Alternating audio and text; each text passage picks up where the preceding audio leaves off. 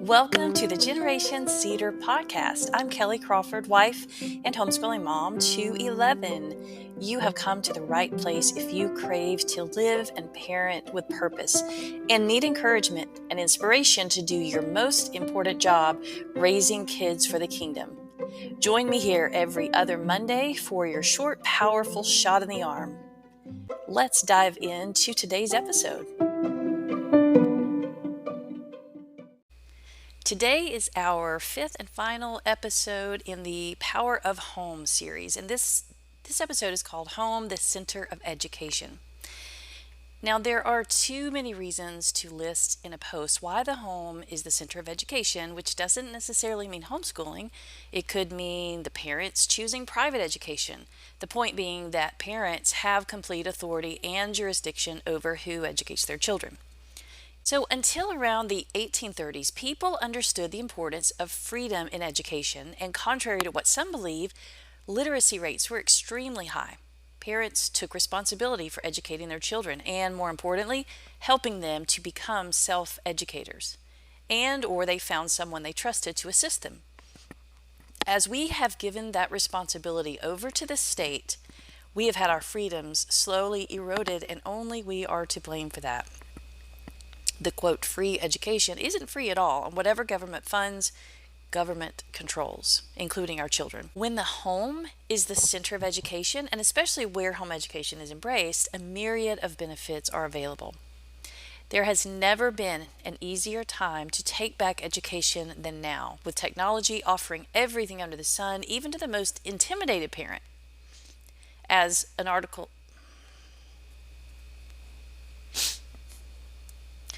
But far more than academics, parents are better able to transfer their values, and this is what the state is trying to avoid, strengthening their character and letting them flourish in whatever areas they are gifted when they take control of their child's education.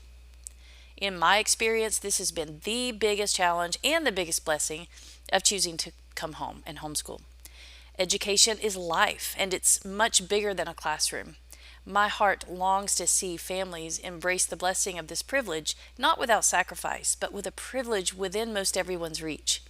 And I'm willing to speak on this hottest of topics and take the heat, not because I want to force my choices on other people, but because I believe with all that is in me that this is the best for parents and children who long to delight themselves in the law of the Lord. He has given us what we need to raise them in the nurture and admonition of the Lord, and that a nation is blessed whose God is the Lord, including the Lord of our education. And while I don't have time to expand on it here, a free market education would be better for all of society, Christian or otherwise, if we can ever become convinced and demand that. But it first requires us to refuse the socialist form of education we now receive so happily. And I long to see the far-reaching benefits of such taking back of our educational responsibility. I'm quoting this from an article called Taking Back America One County at a Time. It says, do we really want a free society? This education is priority number one. If we are serious about freedom, we have to start with education. If we can't accomplish change in this one area, then forget the rest. Nothing about truly restoring America will be easier or more readily obtainable than taking free control over your family's education. There's nothing stopping us here. End quote. Are there obstacles? Probably, but there is little worth fighting for to overcome those obstacles more important than our children. I get obstacles. We have fought through many of them, so I'm not speaking from a place that doesn't touch me. As home becomes the center of education, our minds begin to shift because we now hold responsibility again, and that's big. It's big in more ways than can we teach math. They become ours, wholly, to educate as a person, to shape, to form, and prepare for all of life. We begin again to invest in ways we didn't even have time for before. Most of our hurdles are psychological, but the effort to jump over them is worth it 100 times over. And finally, I want to quote from another article. I think you'll love this. It's called Conventional Education Will Go the Way of Farming. And I'll end with this.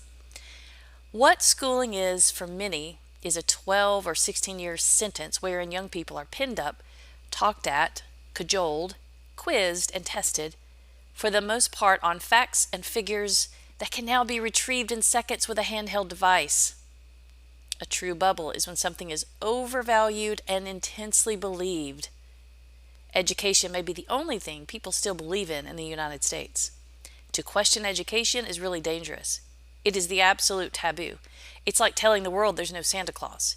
Yes, the facts and figures are a click away. The ability to use, understand, and communicate those facts is what must be taught, and currently is not. And it doesn't take an army of 8 million and a budget of $1 trillion and counting to do it.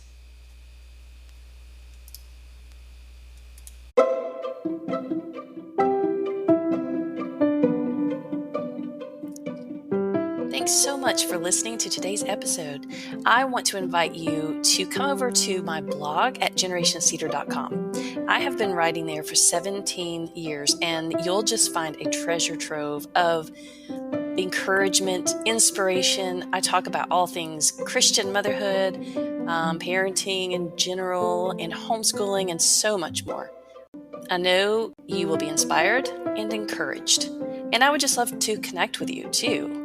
If you subscribe, we start a conversation and you'll receive a weekly question and answer and also a link to every other week's podcast. So hop over there, subscribe, and let's chat. Hope to hear from you soon.